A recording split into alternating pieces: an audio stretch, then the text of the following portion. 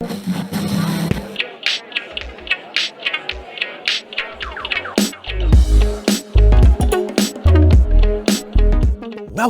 to Backseat Confessions Podcast.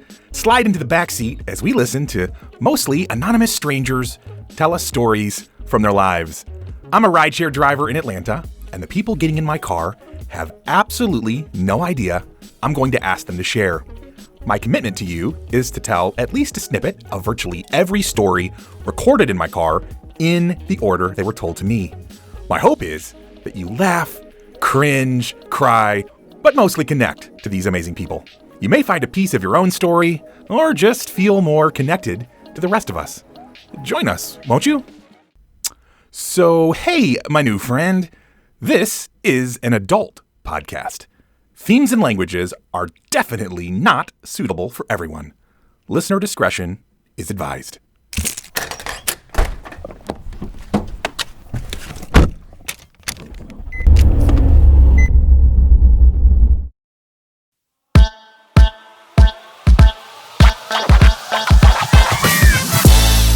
Oh, hi.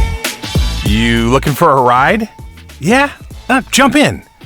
We're going to get out here today and take folks to their destination and maybe hear a bit about their journey along the way.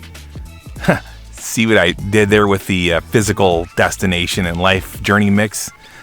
Yeah, I know. Pretty clever. It's probably commentary like this that actually keeps you coming back. Yeah. No, I'm up. I'm pretty sure that's what it is.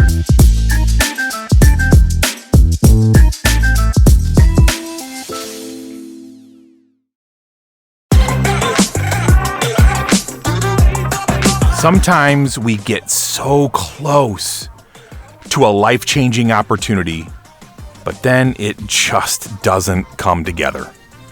And that's life. Story number 279. Saturday, May 29th, 2021, 1:39 a.m.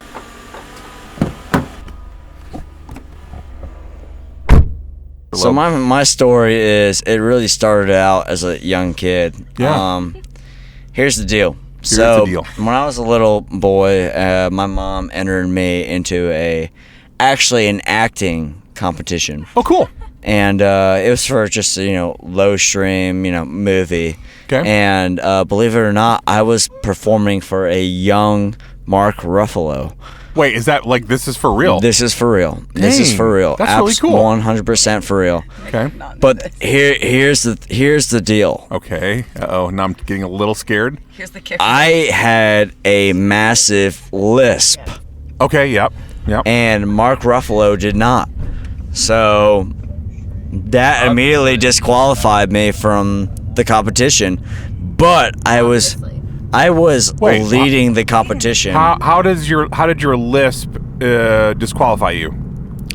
Well, Mark Ruffalo never had issues with a lisp, and the role that I was going to play was very minute compared to the role that Mark Ruffalo was going to play. So, I mean, if you transition from a guy with a lisp to a guy with no lisp, then you gotta explain that. Yeah. You have to fill in the blocks. Got it. I mean, but dang, dude. So that was you were that close. So can you say what movie it was, or it's okay if you can't? I really cannot say what movie it was because I was not casted. Yeah. So dang. So you were that close to working with the Hulk. Oh my gosh, yeah. I was. That would've been amazing. I could be a completely different person right now if I had been cast with Mark Ruffalo, but dang. So let me ask you this, Mr. Loeb. Have you stayed in the acting world at all? Have you continued? I have not stayed in the acting world, but I do not doubt that I would be pretty good at it. Awesome. And what's holding you back from maybe making a second run at it? Because you don't have a lisp now, for whatever that's worth. No, I do not have a lisp now. But if I wanted to go into the acting world, I would need to have some reserves at my hand. Yeah, that's very true. And out of college, you got to build up those reserves. Yeah. And then you got to maximize those for a couple of years. Yeah.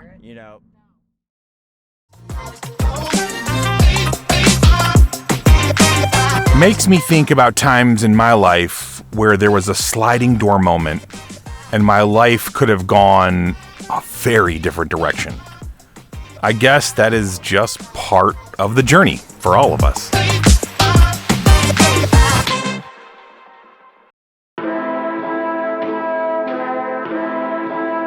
Sometimes your ex doesn't really want to become an ex, I guess. Story number 280. Saturday, May 29th, 2021, 1:44 a.m.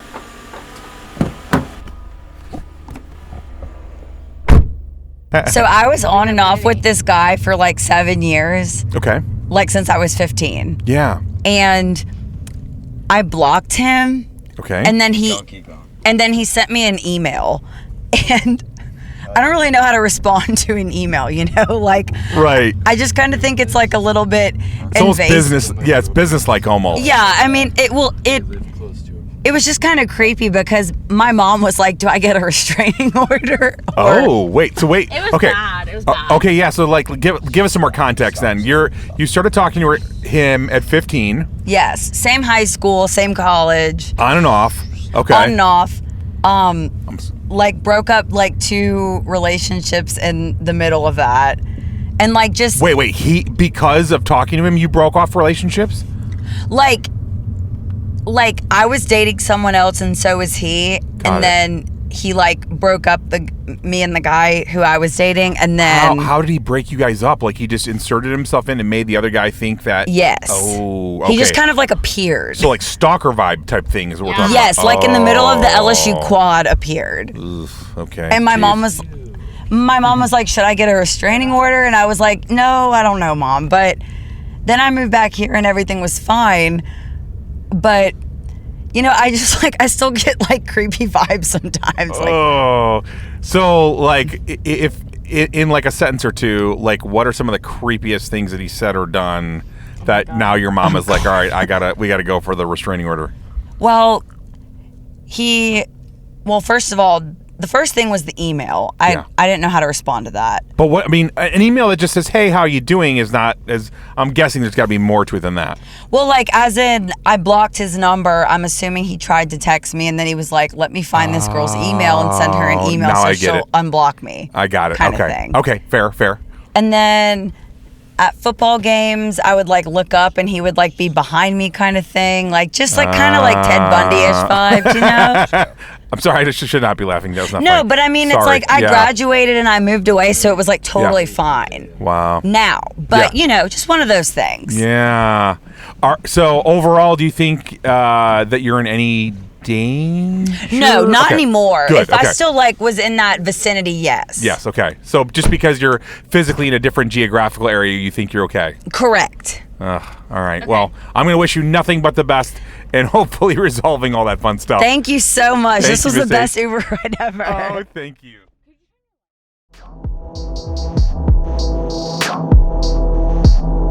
It's honestly a bummer that she had to move to feel safe, but glad she does now.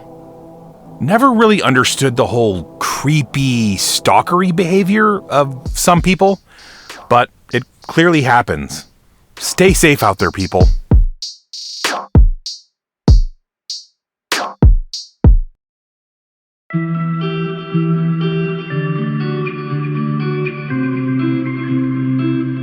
So this next guy continues the theme of broken relationships. Sometimes removing yourself is just the best thing you can do for both parties involved. Story number 281. Saturday, May 29th, 2021, 2:21 a.m.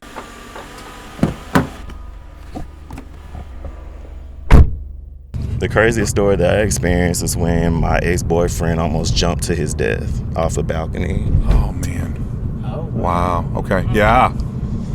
Tell me a little bit more about that. We had a heated argument over something that was petty, and he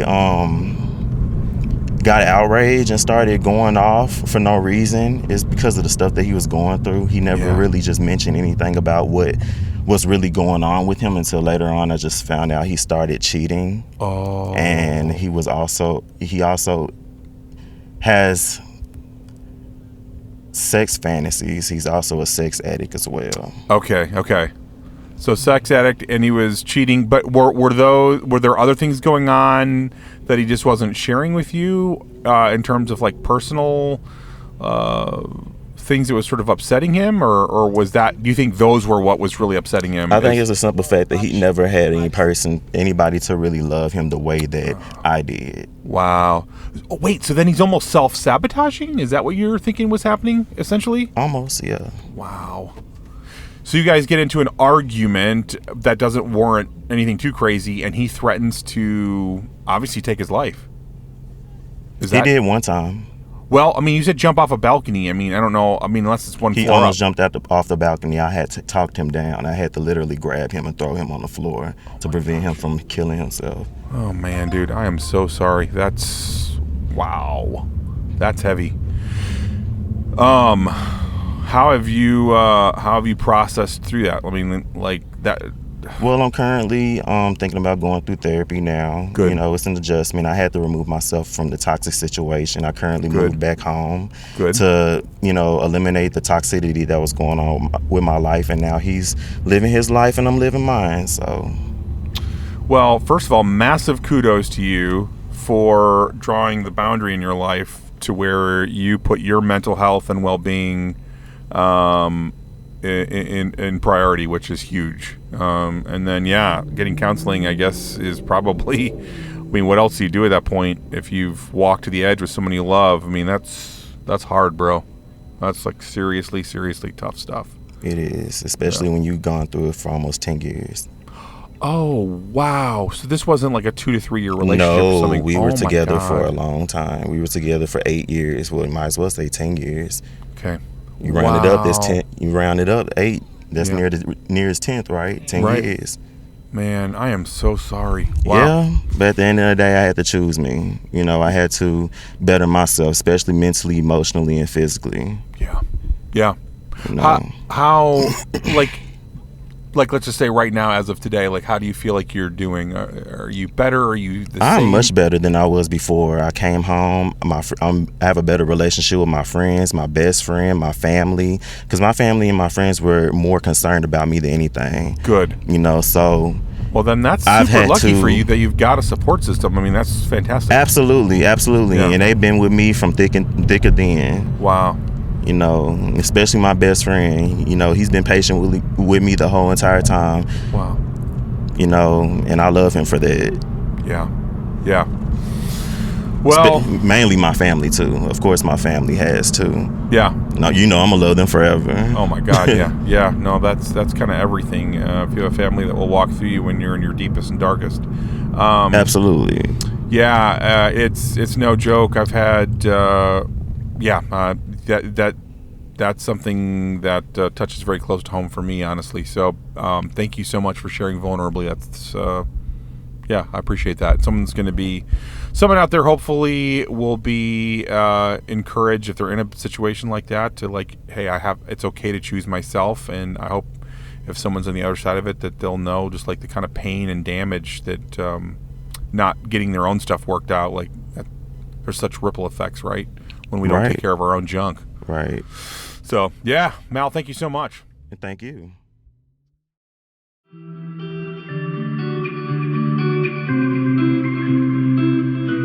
I hope his ex-boyfriend gets help and figures out what the underlying issues are. And grateful that this guy was able to choose himself before the situation completely overwhelmed him.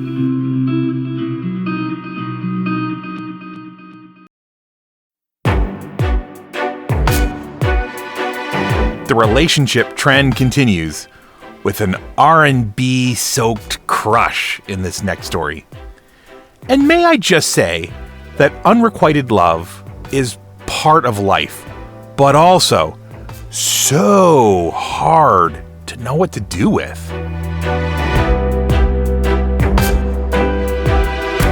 Story number 282. Saturday, May 29th, 2021, 3:04 a.m.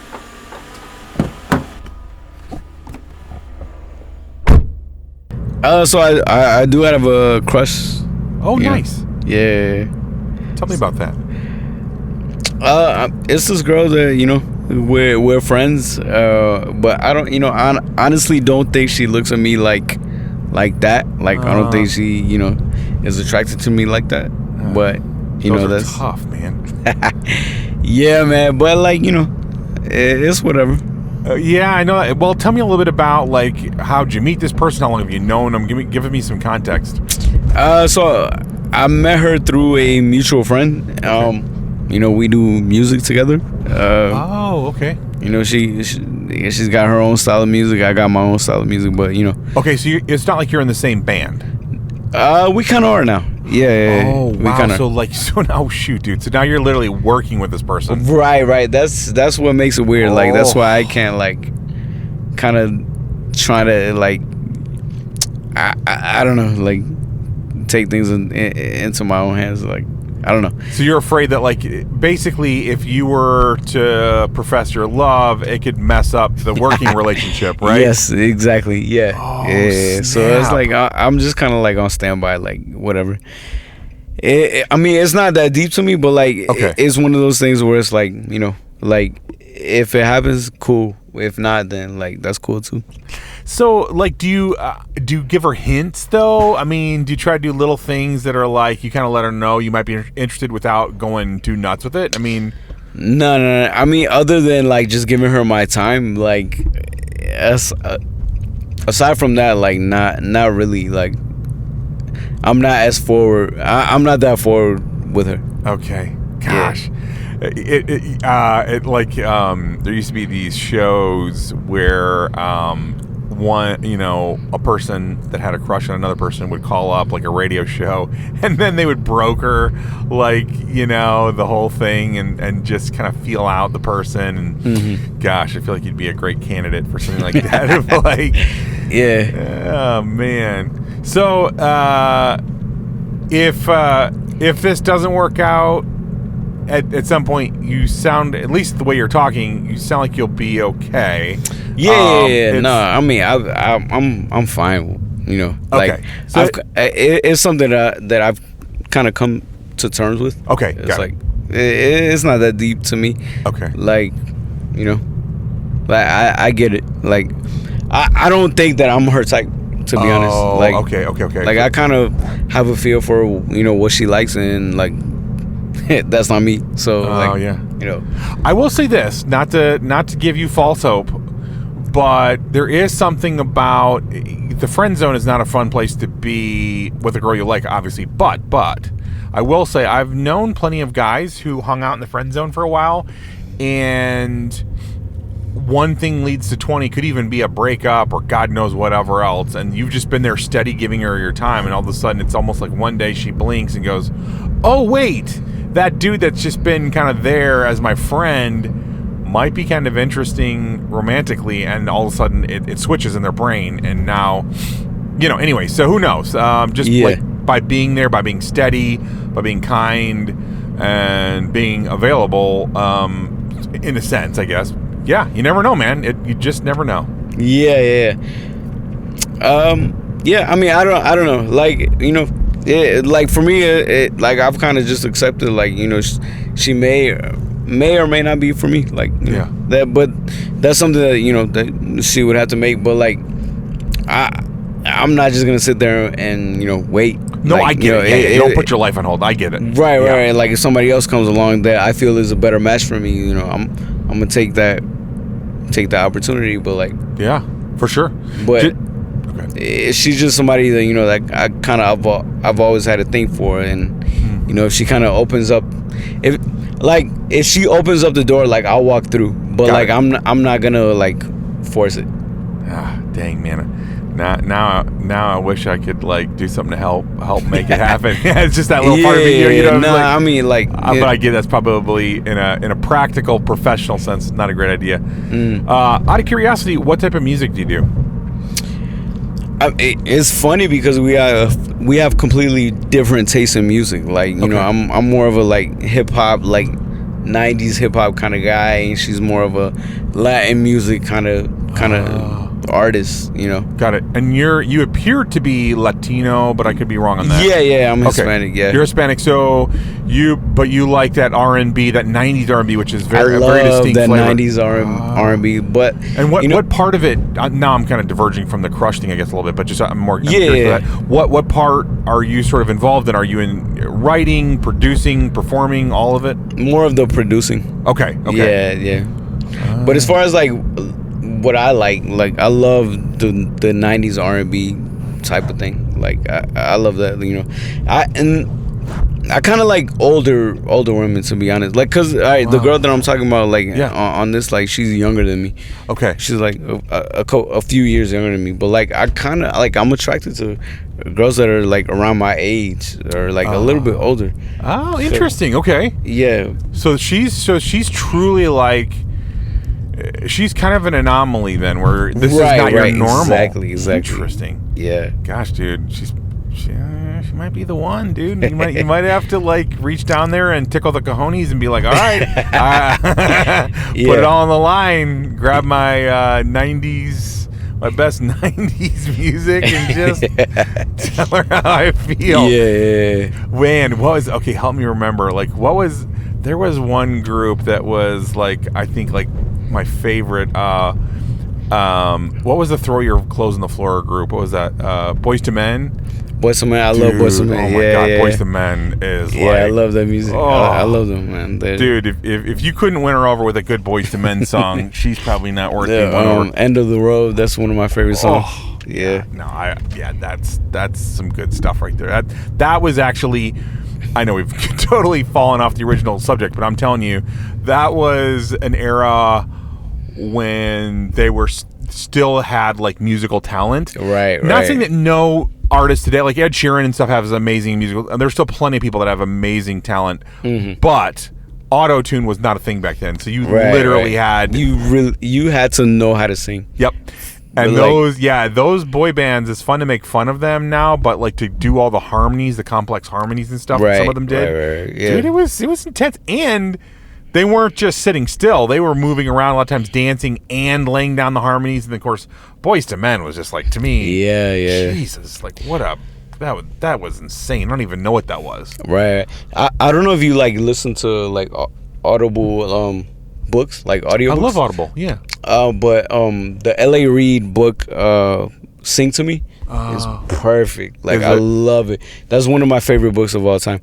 He talks about like his come up, but he also talks about like, you know, the time that he spent with, you know, Boyz II Men, Whitney Houston, and like all these like famous 90s R&B artists, and he talks about like, you know, writing the songs for them and just how it was being around them. Yeah. Which I find super interesting. Yeah. And I mean, it was really cool. Like, he touched on that Boyz II Men song, End of the Road, where I think on the second verse, it was all like completely improvised. Like, are you serious? Yeah, it was. I was like, wow. Like, the whole thing was like, wow. He kind of wanted, I can't remember his name, but like he wanted to do his own thing, and you know, he sang it the way he did on the song, and they kept it that way. And I remember that riff in there, but you just assume that he had done it before or something. But I love that was his own. That makes it even more special. Yeah. I just remember thinking like the "Throw Your Clothes on the Floor, I'll Make Love to You" song. Like everybody was gonna get pregnant that night. Like that was just like, God dang, it was the most like sensual, but like not, you know, now. And I'm not trying to like hate on like R&B or rap or whatever, but it's just kind of like so explicit with like, you know, which is fine. Like every generation has to figure out what their style is, but that was like, it was still explicit. It was "Throw your clothes on the floor, I'll make love to you." Yeah. But it was "I'll make love to you," not like I'm gonna, you know, F your hymen 50 far away from, you know, or whatever. Like, yeah, no, it's not the same. It's not the same. Yeah, there was something still like passionate and smooth about it, not just about doing the deeds. So anyways, yeah, man. Well, and of course, you know, I was born in the 70s, so I didn't even start paying attention to music till in the 90s. So yeah. Anyways, yeah, man. Gosh, the romantic in me honestly, I like I said, I hope that at some point when the time is right, if you feel like you can do it, you just you go ahead and take the risk and say what's the worst that can happen and go for it. But, you know, and that's something that I've like thought about too, but I don't know. Well, I don't know how I could help, but if I could somehow help in brokering it, I would reach out to me in my DM or something. But I'd love to hear about however that goes if there was an update. Yeah, for sure. Thank you, my friend. All right, thank you, man.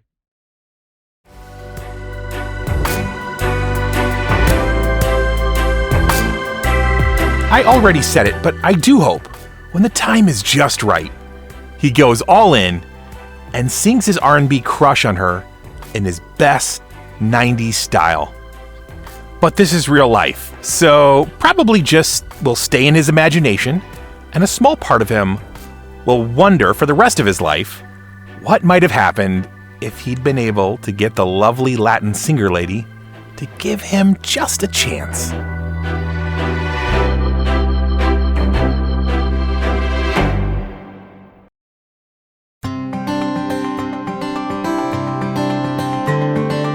This next lady continues the relationship role we're on.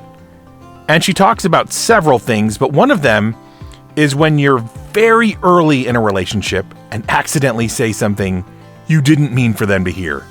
That can definitely be nerve-wracking. Story number 283. Saturday, May 29th, 2021, 5:46 p.m.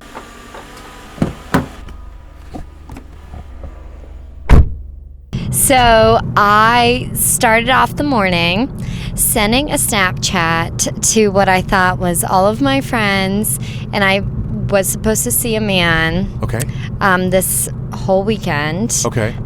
We were going to go to the lake for the weekend, and he was going to meet my friends. Yeah. And I basically said that I was super anxious and I haven't met a man or hung out with a man for that long, and what if I need a poop? Oh, yeah. All the stuff, yeah. Yeah, all the stuff. Yep. And what if I get annoyed with him? Right, yeah. Accidentally sent it to him. Oh, my God. I'm Yes. so sorry, Miss S. Yeah. Oh, that's Yeah. tough. Yeah, okay. And it's a minor thing, but basically what happened was I thought I deleted them. I thought you could delete them. So I covered it up with another lie after thinking that I could delete them. I said, I just looked rough this morning. And I was checking on my friend, and he went along with the lie. But ultimately, I put my heart on my sleeve, and I was like, I know you saw that. Yeah. I'm going to be vulnerable here because I'm working on communication. Yeah. And I am really nervous, and I have not dated a man since 2019. Wow. So, Okay. Yeah, been a while. And it all worked out. He was very sweet and sincere about it. Yeah. And, Good. my advice, I guess, is to be a little more vulnerable. That That's was right. the first time I've been vulnerable in a long time. Yeah. And it was, it did make my heart beat fast. The butterflies got going when I sent that text message. I was very nervous, but it worked out. And I think you need to be honest. If you see it going somewhere, am I talking to other people? Yes. Yeah. Well, this is your first date in 2 years, so please. Yes. And I'm talking to several people. Good. Yeah, and you're a young lady. You're in your 20s, so Yes. for God's sake. I'm having fun, Yeah. But yeah, it was kind of cringeworthy sending that message. You know what's funny though, and there's no way to I guess maybe if we just practice vulnerability constantly, we can get better at it. But here's the deal. We all are terrified of being vulnerable, but yet, and I truly believe this, unless you're just a douchebag of a human being, when someone else opens up and is vulnerable, it gives me or the other person that permission to also open up, and it also allows us to connect more quickly, more deeply, right? Because if all I see is, and you are a stunning young lady, like absolutely beautiful young lady. Thank you. Right. No, but I'm absolutely. But if all I see is sort of the glossy, stunning, beautiful outside, and I don't see anything on the inside, like your vulnerabilities of like, and that's such a legit thing, even for a guy. You don't want to like take a dump in front of this girl that you're into on your first date, or you do worry like, oh gosh, what if she's vapid and horrible, and I want to get out of there. I mean, you're talking about absolutely real concerns and things, and I believe by opening up, you actually, by taking that risk, you make yourself more lovable and more approachable. But it feels, for whatever the reason, our brains lie to us and tell us that that's scary. Well, okay. I have a question. Let's do it. So I know that, like, you're married, you're not in the dating game. Right.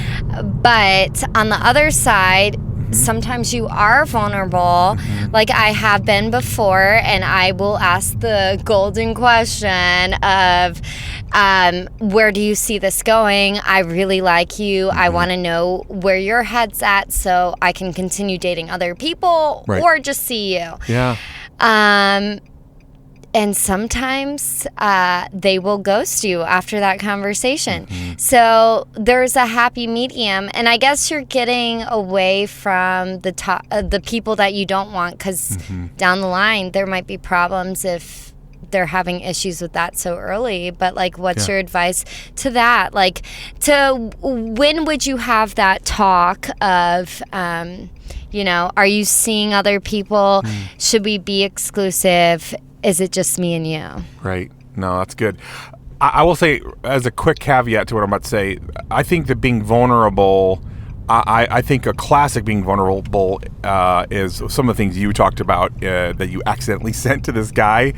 I think the DTR conversation, the defining the relationship conversation, I don't know if that's being vulnerable so much as being practical in just asking, like, what is this? And it's all being that. a human. It's being a human. Right. I don't look at that one as so much as being vulnerable. It's what my therapist says. Right, I stole that from my therapist. I love it, being human. No, that's fantastic. I love it.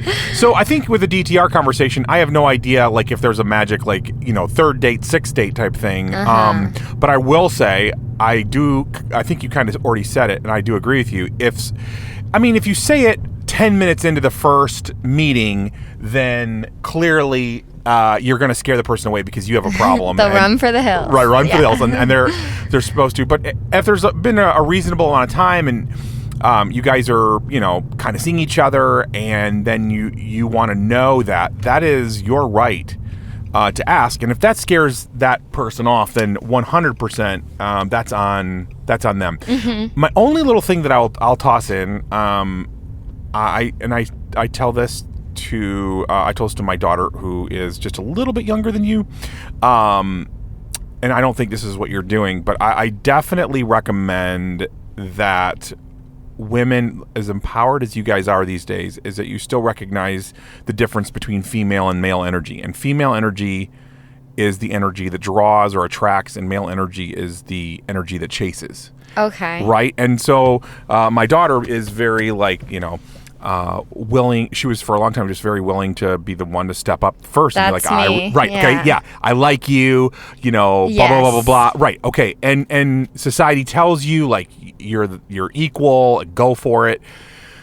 All of which is true in pretty much every area, but for whatever the reason, in the world of romance, I've found that these are like things that go so deep into the subconscious and into the wiring of male and female. I believe that if you, as the woman, begin to chase the guy, it's not fun anymore. No, yeah, and it trips something in their brain, like, wait, something's off here, and they may not even understand it, but you have to be the one to attract. So if you're attracting and you're doing your sort of the feminine thing, when the right guy comes along, I promise you, he is going to be attracted to your feminine energy, and he is going to chase you, and you're not going to have to go after him. So anyways, that's my only little teeny piece of advice, which wasn't what you were asking.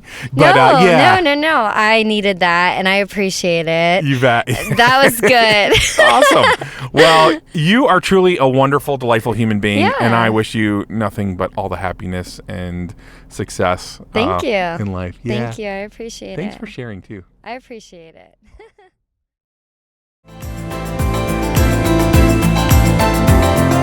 I'm always hearing stories from friends about the stress and confusion of dating these days.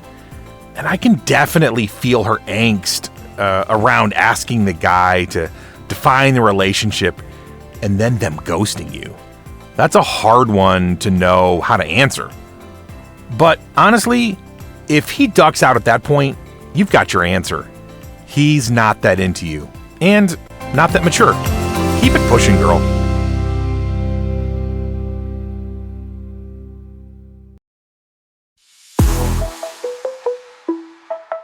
Oh man, the streak continues. I love it. So this next one is a classic near miss or near hit.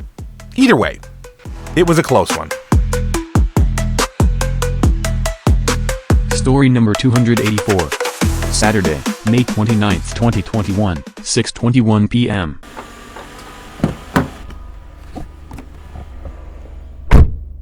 So I was at the skating rink with some of my friends on the weekend. Yeah. And I met this girl there. Yeah. And she was kind of cute to me. Yeah. So we were skating a lot. We were skating together. We was talking. And I told my friends that I kind of liked her. Yeah. So I went skating yesterday and I saw her there and we were talking. Yeah. So she was telling me stuff and she was saying how she wanted to do these type of dance moves on her skates and stuff, but she couldn't because she was scared that she would fall. So I was asking her, I was like, why can't you fall? It was kind of weird to me. Yeah. And then she wouldn't tell me. And then a little while after that, we were just talking. And I was about to tell her that I liked her. Yeah. And then she told me she was pregnant. Oh my goodness, dude. Wow. Yeah. Oh man.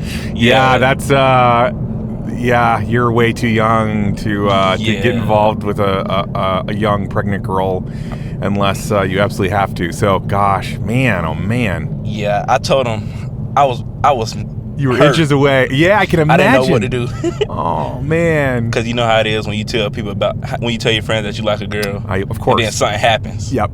Yeah, you're gonna hear about it. Yeah, and all we could do was laugh at it. Yeah, what else? Yeah, exactly. That's a lot of times in life when you're dealing with hard things.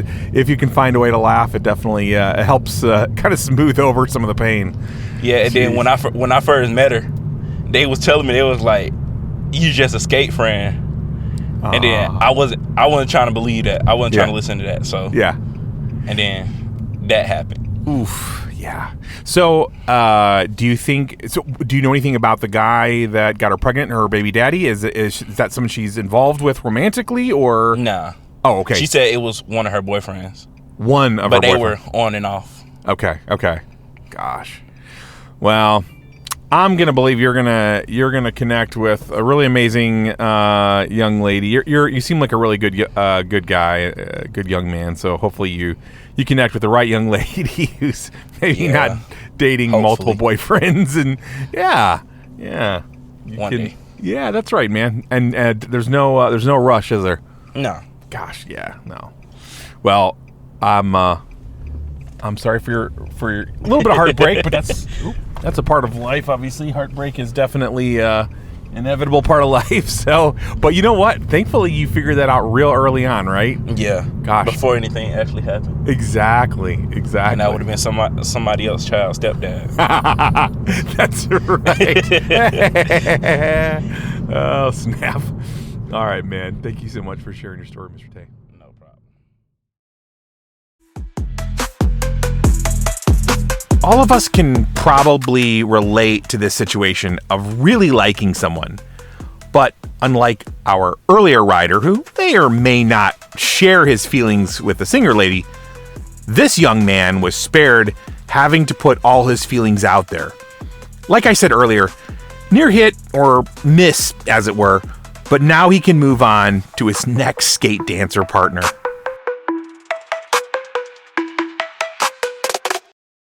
A rich man's world. You already know the topic of this next convo. This variation deals with when you split up for a minute and your man finds some strange that doesn't want to go away when it's all over. Story number 285. Saturday, May 29th, 2021, 9:06 p.m.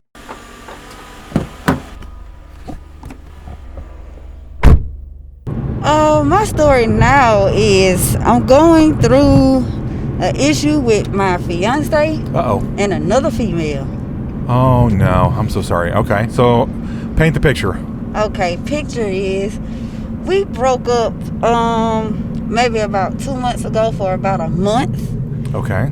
We've been back together now for a couple weeks, but he started dealing with this other female while we were broken up. Got it. Okay. And she don't know how to let it go. So she's calling his phone at 2 and 3 in the morning. Oh my gosh. Yeah, like very disrespectful. She messaged me on Instagram.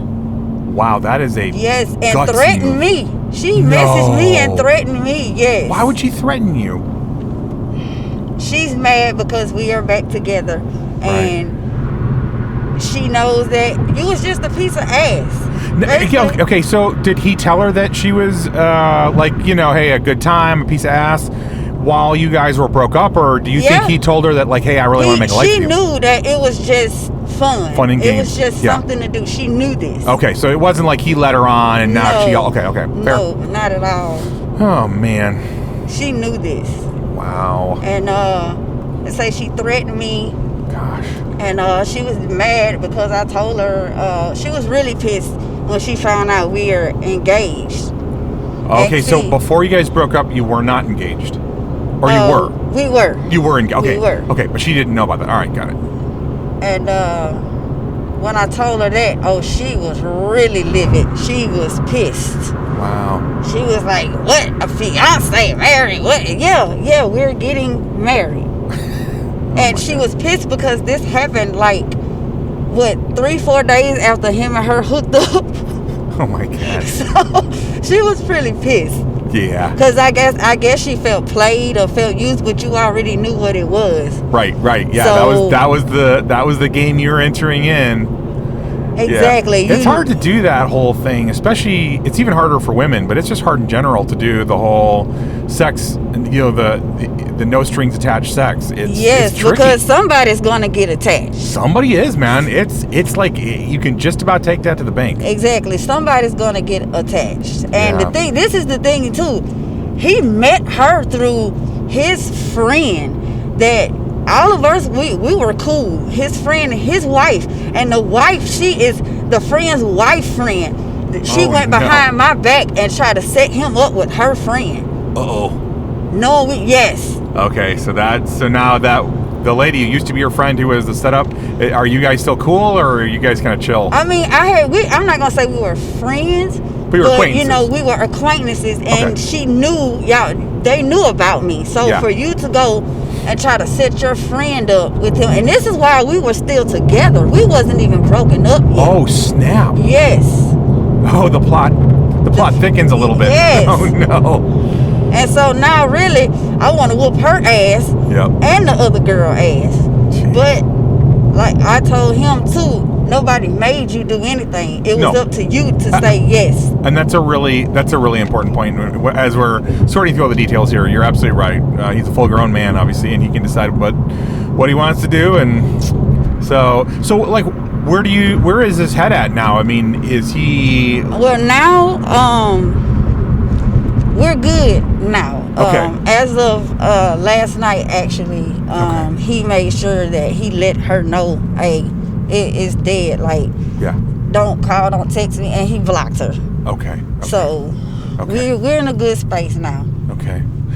And if it's not too personal or whatever, tell me a little bit about what led to the initial split a while back that caused or that gave opening for all of this. It just got to a point. It's very stressful. Okay. The situation we're in right now is very stressful.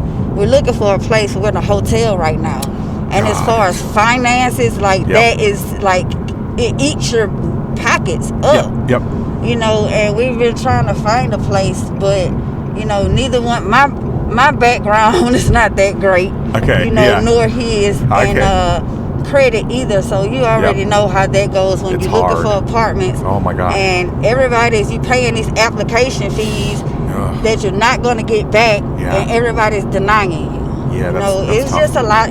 Stress built up, I think. Well, and I will say, I don't remember the exact order, but in the top 3 or 5 things that break marriages up are finance and then housing. Yes. Things like buying a new house or remodeling. Mm-hmm. So yeah, having instability in where you're going to live and finance, that's a lot. And this is again, I don't know you from Adam or from from a shrub. So you take this for what it's worth. But if you're being honest with yourself, what is different now about the situation or about the two of you internally that makes you think you can handle and weather the storm? Because obviously the finances and house situation doesn't sound like it's drastically changed. Yeah. So tell me a little bit about what's changed for you and why you think it's going to work. We're communicating more. Okay. Better. We're talking to each other more instead of just getting frustrated and getting pissed and then lashing out. We're sitting down talking to each other and being more considerate of the other's thoughts and feelings. Okay. And it's working. Man, communication, I know it's usually the women who start on pounding the drum of communication, and we're a little slower to catch up, but it really does make all the difference. It does. Yeah. It's, if you can somehow figure out how to communicate and stay, somehow try to figure out how to love each other through hard conflict, exactly. Man, that makes a huge difference versus, like you said, just getting angry and... Exactly. And, he was like, that's what if we get through, we make it through this, we are definitely getting married by the end of the year. He was like, if we make it through this. Yeah, so that's fair. Very hopefully good. It'll keep getting better. Yeah, absolutely. Well, I wish you nothing but the best, man. I hope it all. Life is not without its trials and tribulations, obviously, but sometimes going through a little stress test, like having, a crazy woman trying to split you up and that not working, that can tell you a lot about, how you both feel about each other and where it's at. So yeah, hopefully it ends up ultimately being a good thing. I hope so. Yes, ma'am. Well, Ms. R, thank you so much for sharing. I appreciate you. No problem.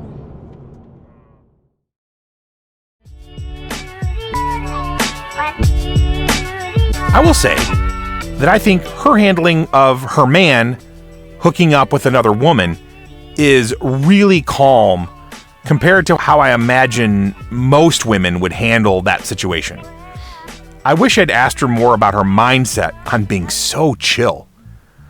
Wishing her and her fiancé all the success possible.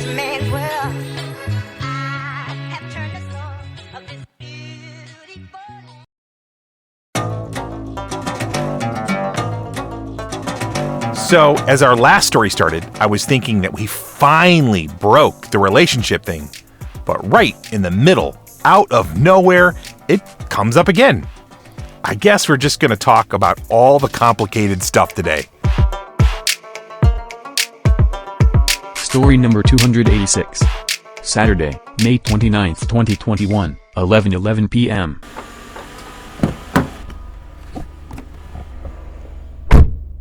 Alright, so looking at me, you probably would never notice. Okay. But about 10 years ago, I served 2.5 years in prison. Oh, wow. For attempted robbery. Dang! Yeah. Okay.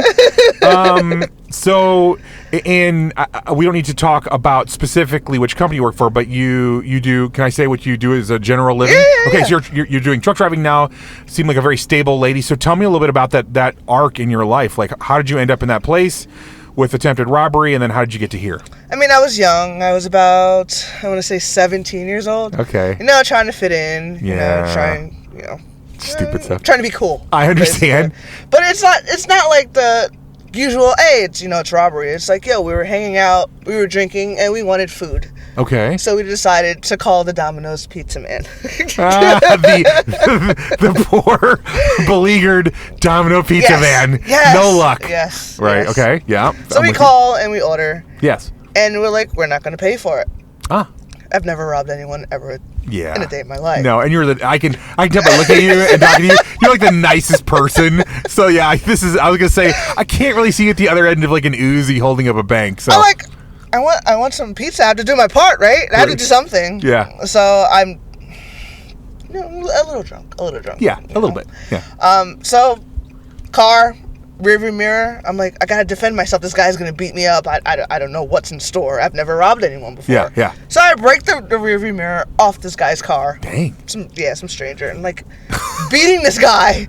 Scared shitless because I'm scared he's gonna beat me up. Right. Because I'm trying to, steal from him. He's trying to make a living. He's trying to support his family. Right, of course. So yeah, that whole thing went down. We ran off with the pizza, and someone else took the money. Oh. We go upstairs. We eat the pizza. 2 months later, my first job working at McDonald's. Detectives come. No.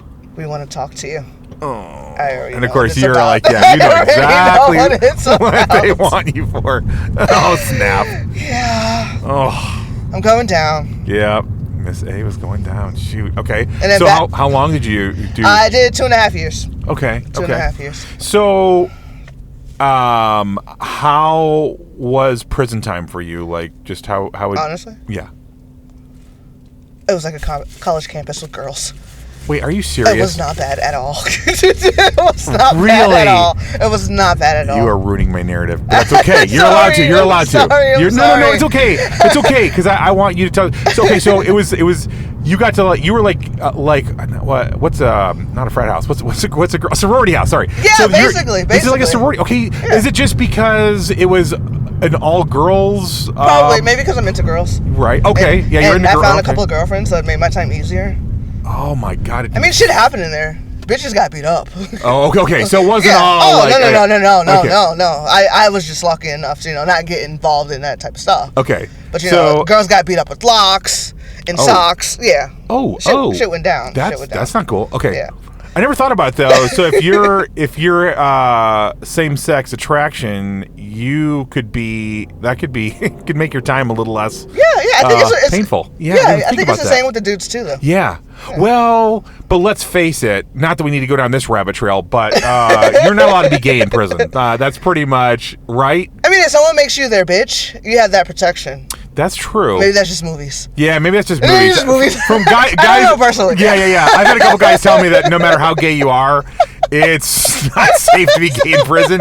Like, you don't talk about it. Everyone wants it. Right, yeah. They have nothing else. So yeah. But maybe in a woman's prison, it's a little bit more like, there's more feelings involved. That's true. Yeah. That's true. Women are so much better at feelings than dudes are. It's more of a friendship with maybe a little bit of sex. Right. Yeah, I like that. That's what it is. Okay, so 2.5 years in a glorified sorority, and then you got out, and it looks like you've turned your life around. So what was that track like to go from a felon, I guess, to a respected member of society? Well, I had a daughter. Okay. I had her when I was young. I had her when she was 17. When I was 17. Okay. Now, not to be too nosy, but you this daughter came out of you. Did you trip and fall in a dick, or how did that go down? I know we're going down that. I know. I'm so sorry. And you can tell me to. Right here is cool. Right here. Okay.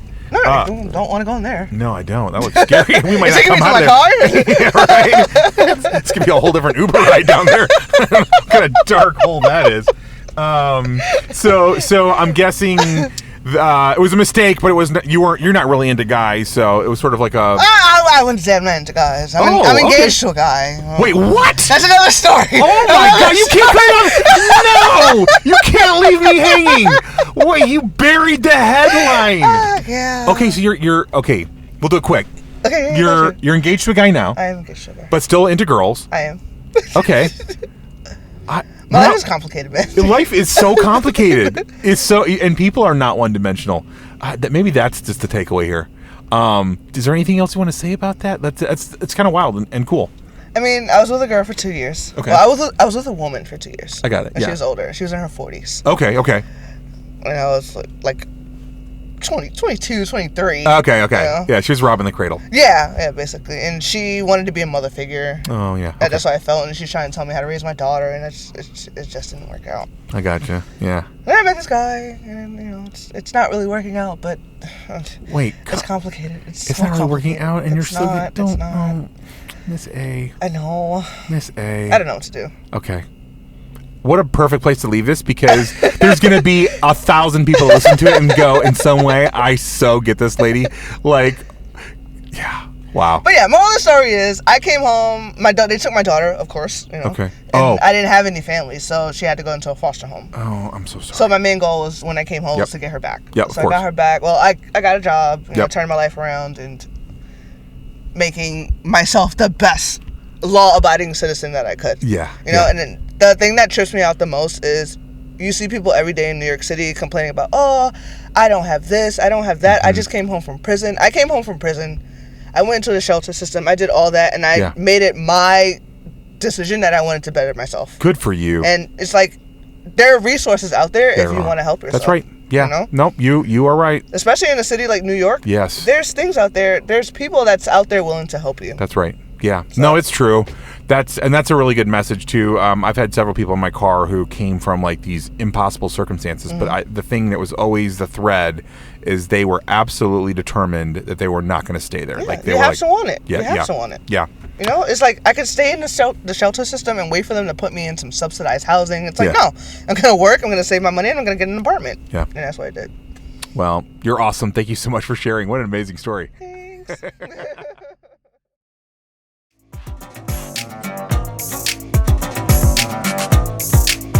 I wish we had had more time and she had been more willing to talk about the liking of the ladies. But being engaged to a dude that she didn't sound that into? What? Anyhow, I'm very happy that she turned her life around and is a contributing member of society. She has a really fun energy, and I wish her all the best.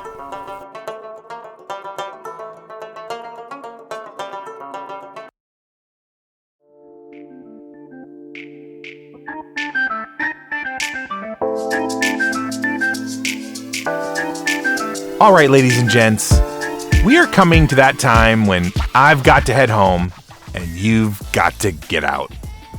You know the old saying, you don't have to go home, but you can't stay here. And I guess we're supposed to be thinking about relationships this week. Other than the first story, it was all about this beautiful, confusing, aching part of our human existence. The drive to find our person. And as you can see, it's not always straightforward, is it? But I don't think that means we ever stop longing for deep connection. Some of us are lucky enough to find it, but even then, it's not a fairy tale at all. May you never give up on the crazy but essential pursuit of love. Blessings.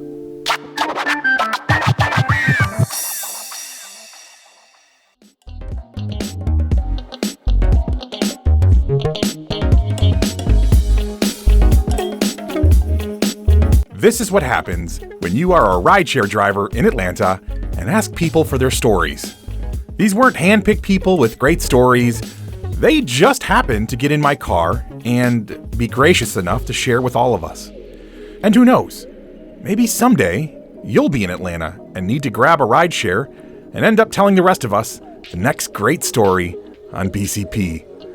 I'd actually encourage you to, every so often, just ask a stranger to share a story from their life. You never know what you might learn. I believe that our stories are powerful. They can make you laugh, cringe, cry, or even get you to think or feel differently. Our stories can truly make this world a little bit better place. So please subscribe, rate, and listen to this podcast and share it with as many adults as possible. It would mean so much to me. First and foremost, I want to thank the incredible writers who trusted me with your stories. You're my heroes. Thanks also to all the people in the background who have believed in this project/dream. All of the music on this podcast was found on pixabay.com, and it was free, which is an amazing gift when you're starting a podcast on a shoestring budget.